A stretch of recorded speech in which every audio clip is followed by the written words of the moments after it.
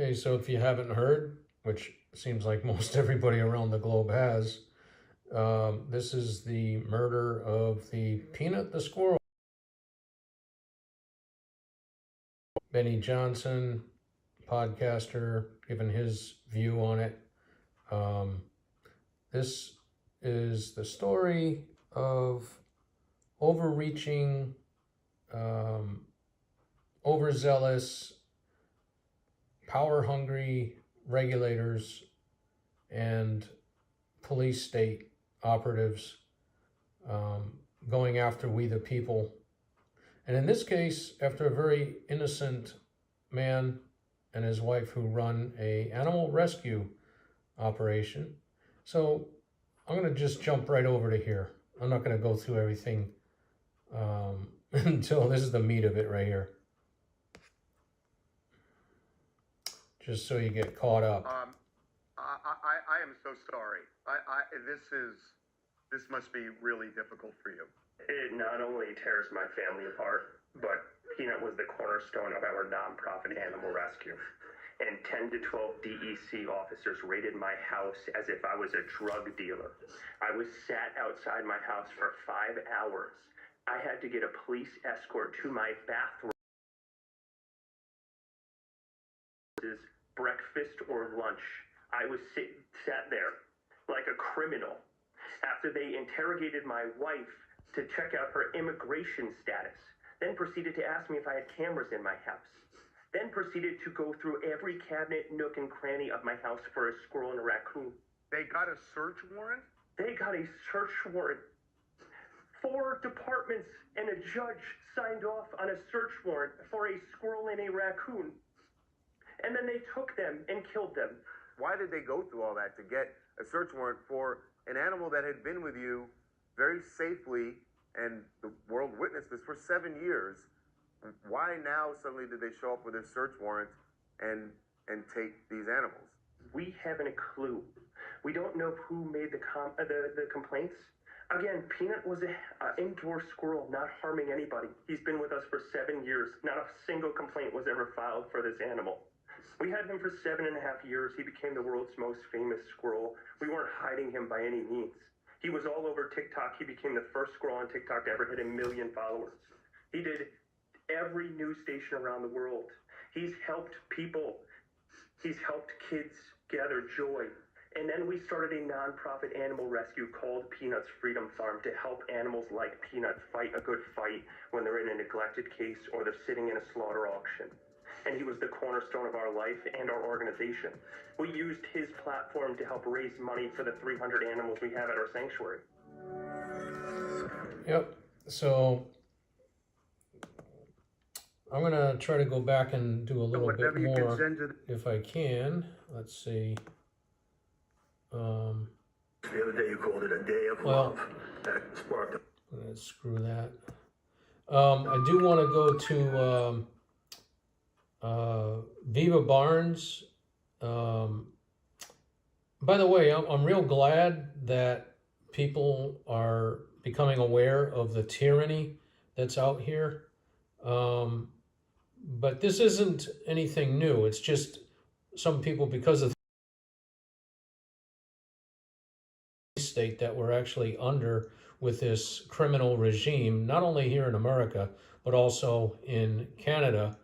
And let's go to one that is similar in that the FBI raided this guy's home. All they had to do was contact him by phone or just ask him to come in. But no, you know what? They do the same dirty deeds against citizens. I'll touch him in a minute, but I want to show you this one first. This is Brian Malinowski, who was... he was the assistant director of the Clinton Airport in Little Rock, Arkansas. And the ATF felt like, you know, you've become a collector lately of guns and you've had other things you like to collect. But now that you're doing guns, we think you need to get a license to sell because we think you might have sold over a certain number amount and then you have to get a license. So instead of calling them or sending them a letter, they come like this, okay? This is police state. They come with no less than 10,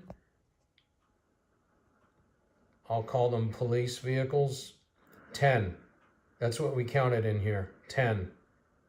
Pre-dawn, this guy's in his house. They do not call him and let him know that they're coming over. He and his wife are in bed, all right, pre-dawn. These knuckleheads, and that's a very nice term for them, they come in with full combat gear, and they do not knock, they break in. But before they break in, watch and see what they do. Yeah, they don't want anybody to know what the real fact was on this. Look at this. Cover the tape over the camera so nobody sees what happens. And then they go in, bust down his door, and what do you think is going to happen if you are in your house pre-dawn and you hear banging and the door comes open and you want to protect your wife and you have a gun? What are you going to do? You're going to call the police? No. You're going to go down and try to protect your wife. What does this guy do? He comes down, he has his gun, he sees people at the door. They didn't announce that they're police or anything, right? And so what happens? Wait a minute, Julie. No surprise that the sound continues to break up, so it's impossible to hear what you're saying. Well, that really sucks. Oh, man. Wonder why that is. All right, well, I'm going to try to finish it, see if it fixes itself or not. Man. Well, I'm going to try to finish it and then see what I could do. So they actually break down this guy's door. He shoots one bullet and they shoot and kill him. All right? That was an assassination. Julie, let me know if it's still bad. I'll have to do it over. All right? So what do? Here's another one, Roger Stone. What happens to him? Let's play it. This was an egregious overreach by Mr. Mueller. The FBI director who had to have approved this raid should, in my opinion, be fired over it because it was unwarranted. I guess it's an effort to intimidate me, but I am not intimidated. I am concerned for my wife, and one of my dogs is still traumatized, will not come out from under the bed and won't stop shaking. Because of the raid? Yes. Yes, it was terrifying. The allegation that two campaign officials instructed me or inquired of me about WikiLeaks is false. I suspect that they can induce somebody to say that, but they would be people either with an axe to grind or seeking a reduction in their sentence. So, as I said yesterday, I will plead not guilty. I will fight the charges. Well, I have said for some time that a runaway federal prosecutor who has no oversight, no limits on his power, not answerable to Congress, not answerable to the executive, not answerable to the courts, in fact, can indict anybody for anything. I admire Richard Nixon for his resilience. A man is not finished when he's defeated. He's only finished when he quits. And I have no intention of quitting. All right. Kind of down because of the supposed lack of good quality sound here, but I'm going to go on. I'll do it over if it's necessary. Here's a good video if you want to look at it later. This is very helpful information, and you can listen to these hearings on how terrible of a crime this really was. And let's go to another one. The raid on Amos Miller's farm. Let's take a look at this. Amos Miller for serving his neighbors. And here we have a search warrant being executed, not allowing media to enter the building. Stay tuned, for this is a developing story. We will have updates as we have a search warrant being executed on Amos Miller's property right now as I speak. Inside Amos Miller's barn here, I came around to the backside. I was told by state troopers I cannot enter the building, so I came over here and attempted to open a window. I was told I cannot open the window, so I complied with both orders from a state trooper. There are at least two state troopers inside the building. There's someone else, I can't make out the agency on her hat. I will try to make that out through the window, who is going through some papers or looking through boxes. Again, there's a search warrant being executed right now on Amos Miller's property here in Lancaster County, Pennsylvania. I'm here in Lancaster County, Pennsylvania, looking inside the window into Amos Miller's farm store operation here. We have multiple state troopers inside. We have coolers there on the ground that have been filled with products from Amos Miller's operation. We have multiple people in there. They've been inside Amos Miller's building here for hours, not allowing media in, searching the premises. I was told by one of the troopers that they are executing a search warrant, and I was instructed that I cannot be inside.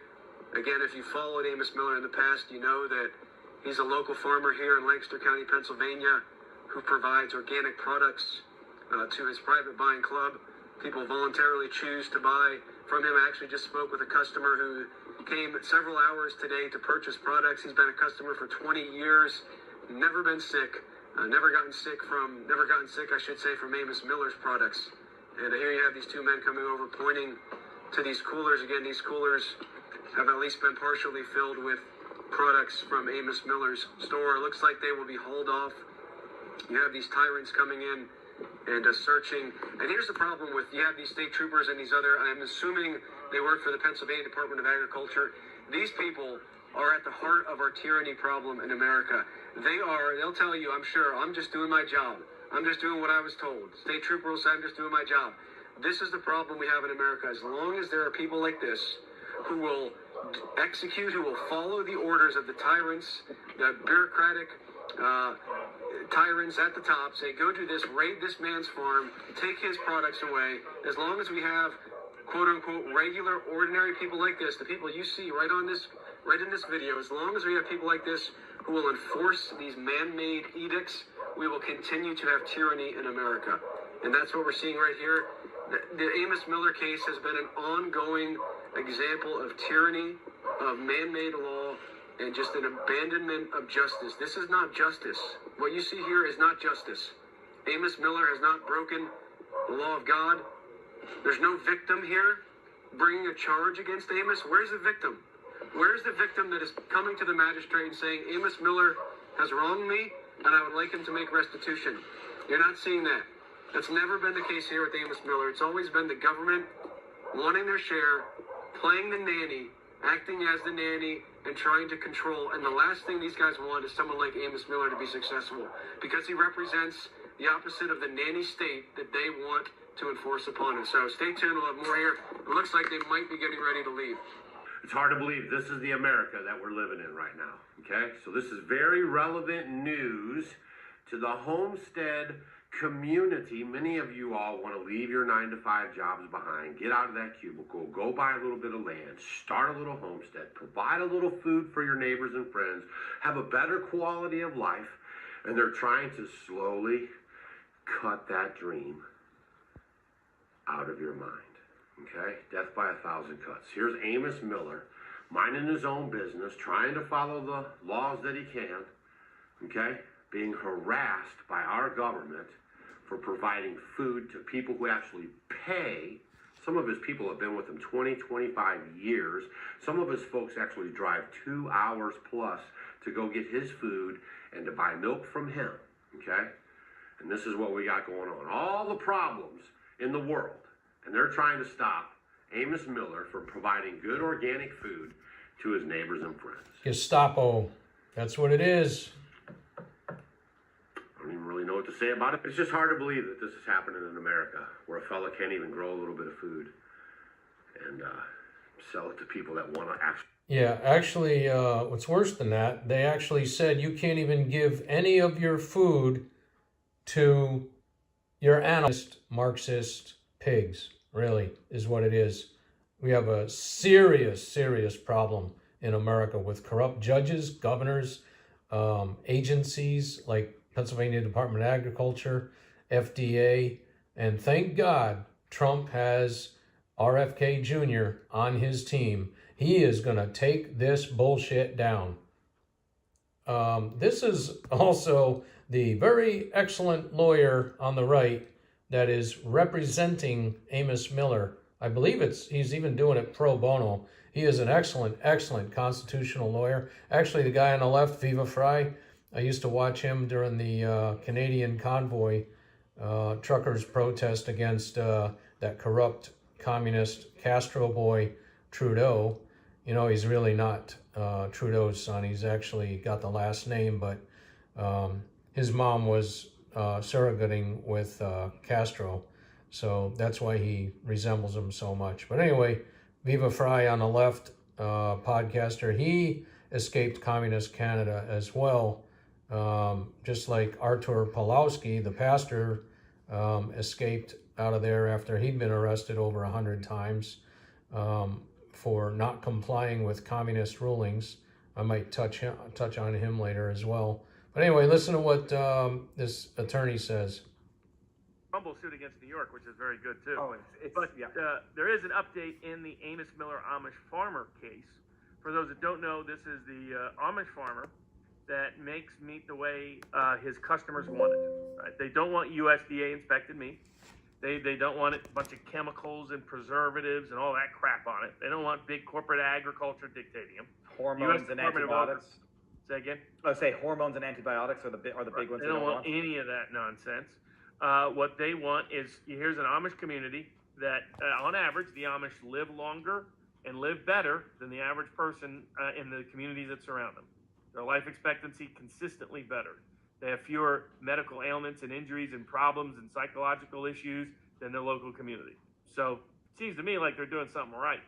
So but there's people that some of them for medical disability reasons require the food be made the way in which Amos Miller's farm makes it. There's others that, as a personal choice, they want it that way. Amos doesn't sell any food to anybody that doesn't want it exactly how he's making it. He's never mislabeled anything. He's never adulterated anything. He's never been accused of doing that for any willing, consenting customer. And I think the most important thing is, if you're shopping at Amos's place, you're not doing it by accident. It's not like you're buying it off a shelf and don't know. He's telling you, he's not putting USDA inspected label on his thing. He's not selling it to the local grocery store. He's not saying it has preservatives and chemicals that it doesn't have. He does none of that. He sells to people who say, Amos, we want it made exactly the way you make it, which is without all these chemicals, without all these preservatives, without all this crap, made in a way that promotes organic farming, a farming that has been a tradition within the Amish community for centuries. And the U.S. government came in, and years ago, the U.S. Department of Agriculture was given the power to, again, protect informed consent. It goes back to that principle. The goal being that, because of what was happening in 1900s, was that you go to the store and you buy something that said kidney beans, and inside was green beans. Inside was mash. Inside was, Spam. So, it was that bad.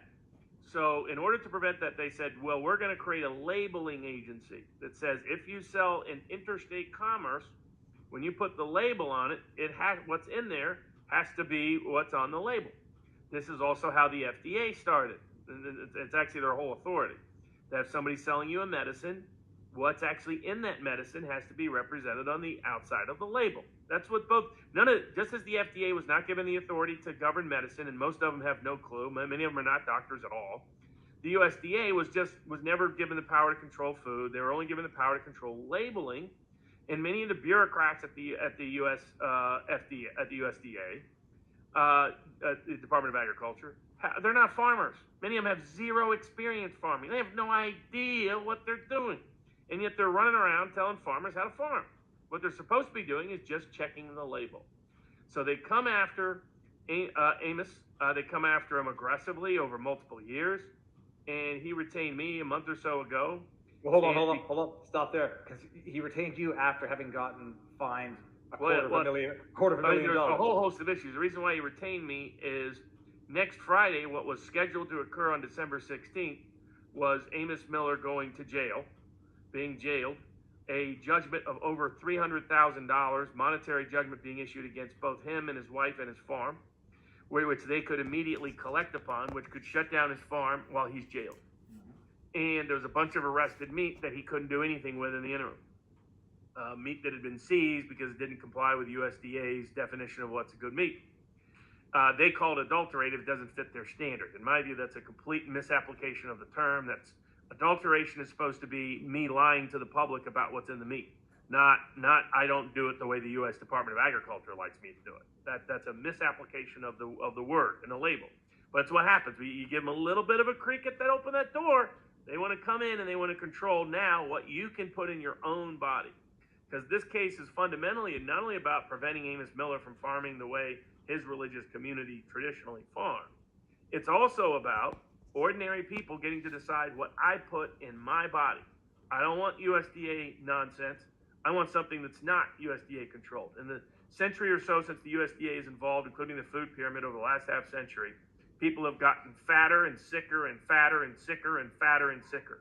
The USDA is an embarrassment of an agency, and an honest government would just eradicate it, period. Yep. That's my view of the USDA. They have failed their test to protect public health. They have made our public health worse over and over and over again. It's why so many people want Amos Miller style produced food. It's healthier. That's why. Because, and not just control, they're better, more informed than the average USDA bureaucrat is. So there's USDA USDA employees who also attest to this, by the way, or publicly attesting to this. So the goal was there's a short-term, mid-term, and long-term perspective on the case. From Amos's perspective, it was to remove the guillotine of going to jail, and I found that absurd and outrageous, number one. Number two, remove this big monetary judgment from being issued that could bankrupt his farm. And number three, reduce the amount overall while getting some release of this arrested food so his farm can survive economically. So you notice how the fine was going to put him out of business. See, their goal of these power-hungry elites is to crush the middle class. If you don't play the game of playing by their rules and allowing them to feed us poisoned food with all the crap and chemicals and hormones and insecticides and everything else, which feeds their desire for us to all get sick and cancer so they can make more money on that as well. Rockefellers, let's put it that way.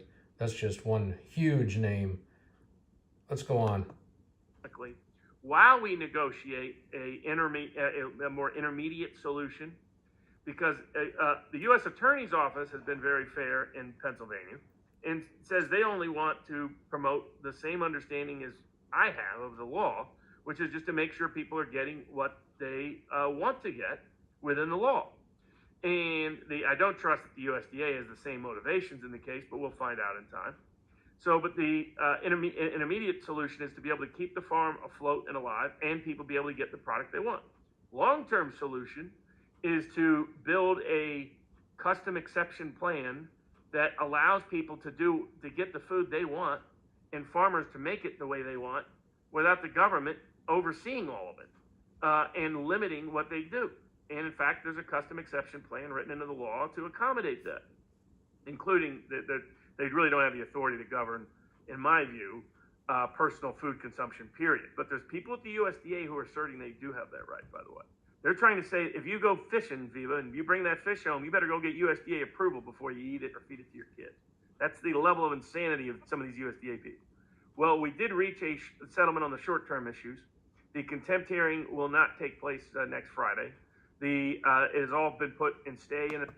Anyway, wanted you to get a gist because he very well articulates the battle that not only Amos Miller is up against, but the rest of us, because they pick on somebody, an easy pickings. They'll pick on a vulnerable guy that they think they can take down, and once they win it, then they go after everybody. So that's the battle we're against. And I would like to just play this one real quick, because this is the death knell for the cabal, and it's quite interesting. It's a message, if you will. that Trump is giving right now in the last few rallies that he's done. Because, yeah, you can hate him all you want. He's the only guy that can take down this cabal of Gestapo, police state, overreaching government control, regime, communist government. That's what I call him.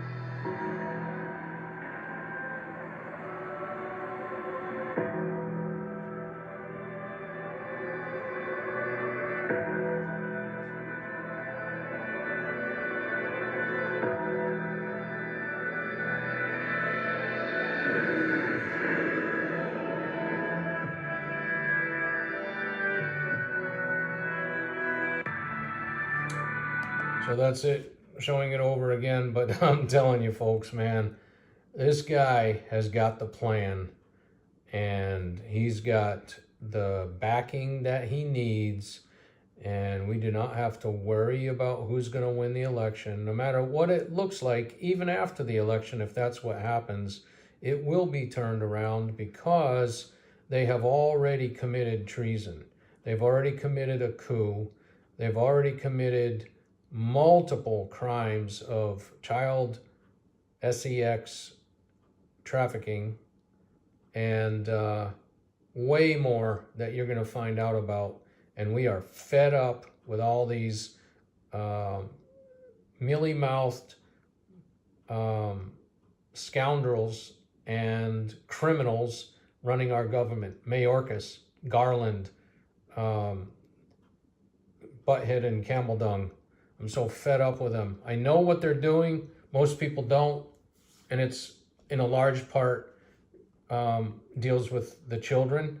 When they say there's 325,000, that's at least 325,000 missing. And look up SRA, okay? That's just a hint. SRA of children, all right? And I'm going to end it right there. I'm going to check this, see if it actually came through. Do your own research. And if you really want to protect women and children from pervs, pedophiles, and abusers, you really do need to vote for Trump. And let me say one more thing about Trump. He has the calling, mantle, anointing, whatever you want to call it. He has the calling of David, the King David, who was the one as a boy who took down Goliath with one stone. David also had to fight the enemies that tried to keep him out of becoming king, including King Saul, who watched David kill Goliath. He was very jealous of David, just like the Pharisees were jealous of Jesus. They wanted to kill him because they were afraid he was going to take their power away from them. Matter of fact, to the point where when he raised Lazarus from the dead, they were very upset because a lot of people were going to see Lazarus, who had been raised from the dead, and they were seeing more and more people follow Jesus. And so not only did they want to kill Jesus, and they even got together with the Herodians, who were their bitter enemies, and they said, let's kill Jesus, because the Herodians were loyal to the Roman government that was over them, the oppressor government. But the Pharisees, those high priests and all that, they went with the Herodians. And they decided not only would they kill Jesus, but they were going to kill Lazarus as well, because many were going over to Christ because of him being raised from the dead. And then you've got David, the calling of David on Trump, because he is a warrior king, okay? He is going to take down the enemies, our enemies and Israel's enemies. He also has the calling and anointing of Jehu. He's going to take down Jezebel. He's got the calling and anointing of Nehemiah to rebuild the wall.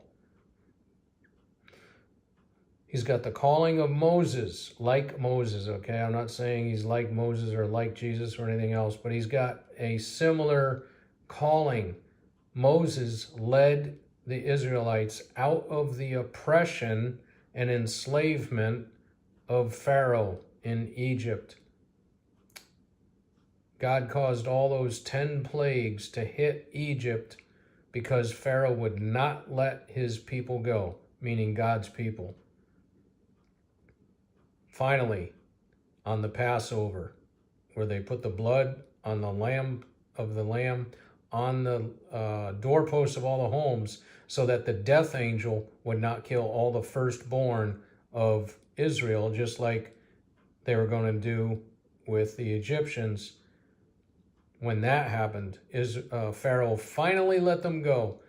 But afterwards, when they were heading towards the Red Sea, he decided, we can't let them go. They were doing all our work for us. He went after them with his whole army of chariots and horses. What happened? The Lord led Israel through the Red Sea by blowing a great wind and causing the water to rise as a wall on either side of them, and they walked through on dry ground at night. The Lord led them through with a light across their path, but a cloud behind them, so that the Egyptians could not see. So they stayed. When the Israelites were all the way across, remember now, Moses is leading them, and that's why I'm talking about him.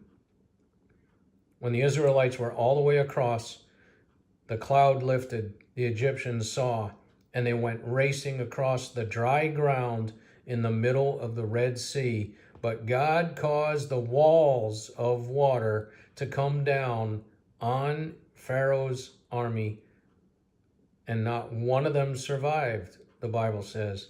And you can look it up on YouTube, people that have gone to that Red Sea with underwater cameras, and they've got videos of chariot wheels and chariots down there in that Red Sea. So believe the Bible. It's not a fantasy. Everything in the Bible is true. Nothing is a fantasy, and it's meant to build your faith so that you believe God's in control, not man. There's a word in the Bible that says the Lord takes one down and he causes another to rise up. God's the one that's in control. He's got the plan. And there's Proverbs, I think it's 12:31. I could be off on that. It says 21:30, I think it is. There is no wisdom, no insight, no plan that can succeed against the Lord. No matter what these cabal, globalists, world-dominating, satanic, ritualistic, evil people, no matter what they think they got lined up, God's going to turn it upside down, just like Jesus went in the temple and with a whip started whipping and flipping over all the tables of the money changers in the temple. He had a righteous anger because his father's house was supposed to be a house of prayer, but you guys are turning it into a den of robbers and thieves. And that's one of the things that Trump is also doing. He is going after the way these politicians make money from lobbyists. So the lobbyists pay them off. Well, I should say they deposit money into their campaigns so that they will vote the way the lobbyists want them to vote. You want our money, you better be voting for good drug laws, okay? You want our money, you better vote for whatever's going to benefit our industry. And Trump said that's not going to happen anymore. You want to know why they want to kill him? Because their doggone golden egg and source of money, and even the cartels and the traffickers, there's politicians that are on the take with these cartels. You wait and see. This is really going to come unraveled, and it's going to blow your mind. So vote for Trump. Good night.